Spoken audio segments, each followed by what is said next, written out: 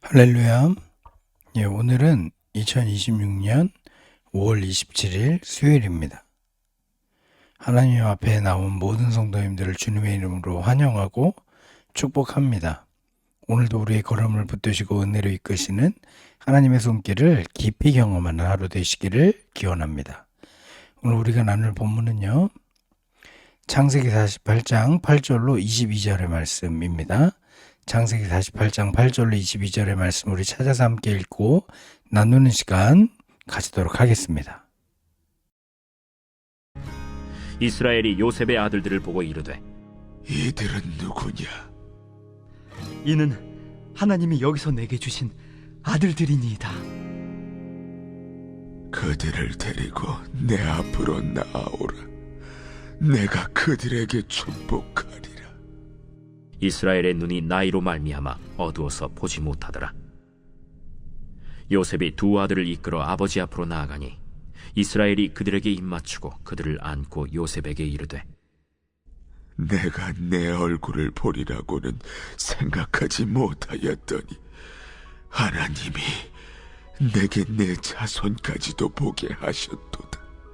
요셉이 아버지의 무릎 사이에서 두 아들을 물러나게 하고 땅에 엎드려 절하고 오른손으로는 에브라임을 이스라엘의 왼손을 향하게 하고 왼손으로는 므낫세를 이스라엘의 오른손을 향하게 하여 이끌어 그에게 가까이 나아가매 이스라엘이 오른손을 펴서 차남 에브라임의 머리에 얹고 왼손을 펴서 므낫세의 머리에 얹으니 므낫세는 장자라도 팔을 엇바꾸어 얹었더라. 그가 요셉을 위하여 축복하여 이르되 내 조부 아브라함과 아버지 이삭이 섬기던 하나님, 나의 출생으로부터 지금까지 나를 기르신 하나님, 나를 모든 환난에서 건지신 여호와의 사자께서 이 아이들에게 복을 주시오며 이들로 내 이름과 내 조상 아브라함과 이삭의 이름으로 칭하게 하시오며 이들이 세상에서 번식되게 하시기를 원하나이다. 요셉이 그 아버지가 오른손을 에브라임의 머리에 얹은 것을 보고 기뻐하지 아니하여 아버지의 손을 들어 에브라임의 머리에서 므낫세의 머리로 옮기고자 하여 그의 아버지에게 이르되 아버지여, 그리 마옵소서. 이는 장자이니 오른손을 그의 머리에 얹으소서. 그의 아버지가 허락하지 아니하며 이르되 나도 안다. 내 아들아, 나도 안다. 그도 한 족속이 되며 그도 크게 되려니와 그의 아우가 그보다 큰 자가 되고 그의 자손이 여러 민족을 이루리라. 그날에 그들에게 축복하여 이르되 이스라엘이 너로 말미암아 축복하기를 하나님이 내게 에브라임 같고 므낫세 같게 하시리라 하며 에브라임을 므낫세보다 앞세웠더라. 이스라엘이 요셉에게 또 이르되 나는 죽으나 하나님이 너희와 함께 계시사 너희를 인도하여 너희 조상의 땅으로 돌아가게 하시려니와 내가 네게 내 형제보다 세겜 땅을 더 주었나니 이는 내가 내 칼과 활로 아모리 족속의 손에서 빼앗은 것이니라.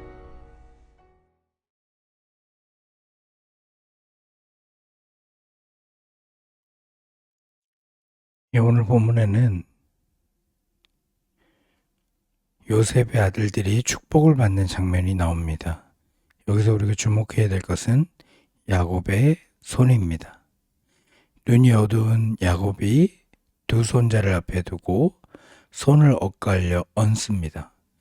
관습대로라면 장자 므낫세에게 오른손이 가야 합니다. 그러나 야곱은 의도적으로 차남 에브라임에게 오른손을 얹었던 것이죠. 요셉은 급히 그 손을 바로 잡으려 하지만 야곱은 흔들리지 않고 그것을 거부합니다. 이 부분은 결코 단순한 실수가 아닙니다. 사람의 계산을 넘어 일하시는 하나님의 섭리를 보여주는 장면이다 라고 할 것입니다. 우리 인생도 때로는 엇갈려 보일 때가 있습니다. 기대한 순서대로 풀리지 않을 때도 있고 옳다고 여겼던 길과 전혀 다른 방향으로 흘러갈 때도 있을 겁니다. 그러나 오늘 말씀은 분명히 보여줍니다. 손은 엇갈려도 하나님의 경륜은 어긋나지 않는 것입니다. 그러므로 이 새벽 우리의 길을 붙드시는 주님의 선한 다스리심을 다시 신뢰하는 그런 시간 되기를 바랍니다.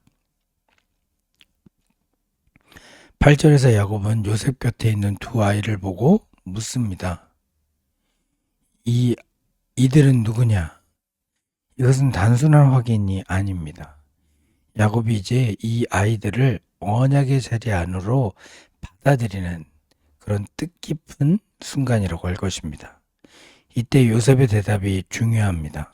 잘 보십시오. 9절 말씀입니다. 이는 하나님이 여기서 내게 주신 아들들이니이다. 요셉은 자기 자녀를요, 그저 자기의 성씨라고 말하지 않습니다. 하나님께서 맡겨주신 아들들이라고 고백하는 것을 보게 됩니다. 그것도 예상하지 못했던 자리에서 얻은 자녀를 하나님의 선물로 그가 받아들였음을 고백하고 있었던 것입니다. 이것이 바로 믿음의 눈입니다. 신앙은요, 내 앞에 있는 사람과 환경을 하나님의 선물로 받아들이는 데서 시작되는 것입니다. 여러분 잊지 마십시오. 야곱도 그 손자들을 안고 감격하며 말합니다. 11절에 보면 요셉에게 이르되 내가 내 얼굴을 보리라고는 생각하지 못하였더니 하나님이 내게 내 자손까지도 보게 하셨도다. 야곱은 잃었다고 여겼던 아들을 다시 보았습니다. 거기서 멈추지 않았죠. 그 아들의 다음 세대까지 보게 되었던 것입니다. 이렇듯 하나님은 우리가 예상한 것보다 더 크고 풍성하게 은혜를 베푸시는 분임을 이 새벽 기억하게 되길 바랍니다. 이제 우리의 삶을 천천히 돌아보십시오. 내가 애써 붙잡은 것보다 하나님께서 은혜를 더해 주신 것이 훨씬 많지 않았습니까? 기도조차 하지 못했는데 이미 허락하신 은혜를 여러분 경험해 보셨을 것입니다. 신앙은 없는 것을 먼저 세는 데 있지 않습니다. 이미 주신 것을 알아보는 데서 시작됨을 기억하십시오. 오늘 내 앞에 있는 사람과 지금 내가 서 있는 자리 그리고 내 삶에 맡겨진 책임을 하나님의 선물로 다시 받아들이기 바랍니다. 특별히 우리 갈보리 교회가 그런 믿음의 눈을 가진 공동체가 되기를 기원합니다. 오늘 본문의 핵심 장면은 요셉의 자녀를 축복하는 자리에서 나타나고 있음을 보게 됩니다. 요셉은 장자 므낫세가 더 큰 축복을 받도록 자리를 정리합니다. 관습대로, 상식대로, 순서대로 놓아둔 것이죠. 장자를 오른쪽에 둔 것입니다. 이게 당연한 것 아니겠습니까? 그런데 야곱이 어떻게 합니까? 손을 엇갈립니다. 오른손을 차남인 에브라임에게 얹었던 겁니다. 이것은 실수가 아니었습니다. 분명히 의지가 담긴 행동이었습니다. 당연히 요셉은 당황하여 아버지의 손을 바꾸려 합니다. 아버지가 앞이 안 보여서 실수하셨나 보다 이런 생각을 했던 것이죠. 그러나 여기서 우리는 알아야 됩니다. 요셉은 그렇게 질서를 보고 있었지만 야곱은 그 질서 너머의 섭리를 보고 있었던 것입니다. 야곱은 분명히 말합니다. 19절에 보면요. 나도 한다. 내 아들아, 나도 한다. 이 말이 중요합니다. 야곱은 몰라서 그렇게 한 게 아니라는 것이죠. 알고 그렇게 한 것입니다. 그는 육신의 눈은 어두웠지만 하나님의 뜻을 분별하는 눈은 더욱 밝아져 있었기 때문에 그렇게 했던 것입니다. 여러분, 하나님의 선택은 인간의 서열을 따르지 않습니다. 하나님의 은혜는요, 우리의 계산표에 맞춰 움직이지 않음을 기억하십시오. 창세기를 보면 하나님은 자주 사람의 예상과 다른 길을 택해 오셨습니다. 장자가 아니라 차자가 선택받고 강한 자가 아니라 약한 자가 들림을 받았습니다. 이것은 하나님이 불공평하시다는 뜻이 아닙니다. 하나님의 은혜가 사람의 공로나 순서에 매이지 않는다는 것을 보여주는 겁니다. 그러므로 신앙은요, 내 기준을 앞세우는 것이 아니라 하나님 뜻 앞에 나를 낮추는 것임을 기억해야 될 것입니다. 우리도 그렇습니다. 하나님께서 내 계획과 다르게 일하시면 마음이 흔들립니다. 기대한 순서가 어그러지면 자꾸 하나님의 손을 되돌리고 싶어 하지 않습니까? 그러나 기억하십시오. 하나님은 실수하지 않으십니다. 지금 내 삶에 이해되지 않는 일이 있습니까? 받아들이기 어려운 순서가 있습니까? 어쩌면 바로 그 자리에서 하나님의 은혜가 일하고 있는지도 모릅니다. 그러니 내 계산보다 크신 하나님의 인도를 신뢰할 수 있는 우리 되기를 바랍니다. 야곱은 두 손자를 축복하면서 하나님을 이렇게 부릅니다. 15절에선 나의 출생으로부터 지금까지 나를 기르신 하나님. 그리고 16절에 보시면 나를 모든 환난에서 건지신 하나님으로 표현합니다. 야곱의 인생의 마지막에서 자기 삶을 한 문장으로 정리합니다. 하나님은 나의 목자셨고 나의 구원자셨다라는 얘기입니다. 야곱의 고백 속에는요, 세 가지가 담겨 있습니다. 조상들과 함께 하신 언약의 하나님, 평생을 먹이시고 인도하신 목자 하나님, 모든 환난에서 건지신 구속의 하나님입니다. 야곱의 인생 참으로 험악했습니다. 도망의 세월도 있었고 상실의 시간도 있었고 깊은 외로움도 있었습니다. 그런데 마지막에 남은 고백은 원망이 아니었습니다.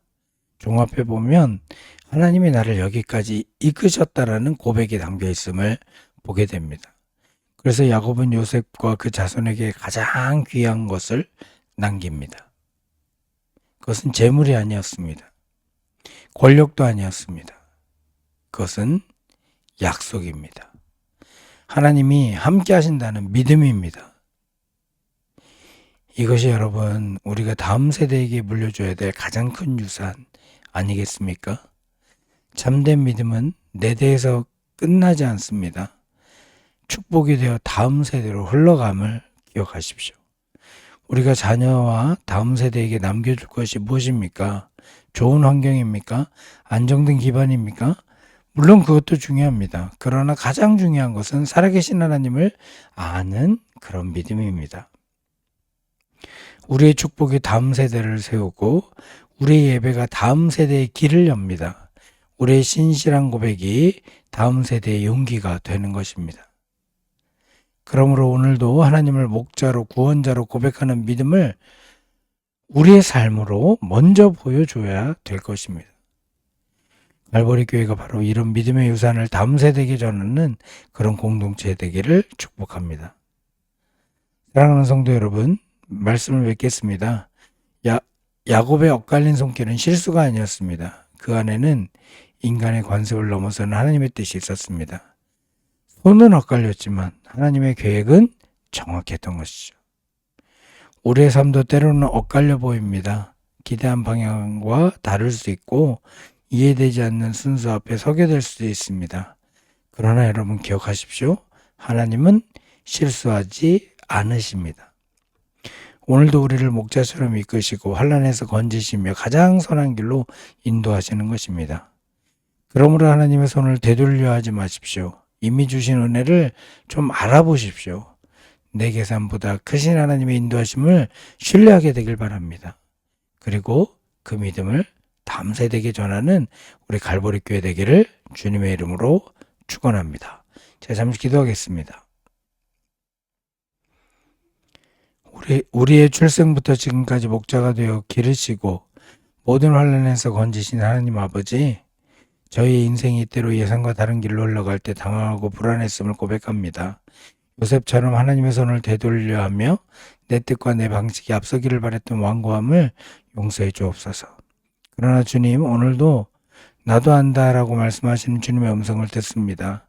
주님은 우리의 처음과 끝을 아시고 부끄러운 과거까지도 은혜로 덮으시며 선한 길로 이끄시는 분이심을 믿습니다. 세상의 통념과 인간의 서열을 넘어 역사하시는 주님의 은혜 앞에 겸손히 엎드리게 하여 주옵소서. 험악한 야곱의 세월이 마침내 하나님을 목자로 고백하는 간증이 되었듯 우리의 삶도 간증이 되는 삶 되게 하여 주시옵소서.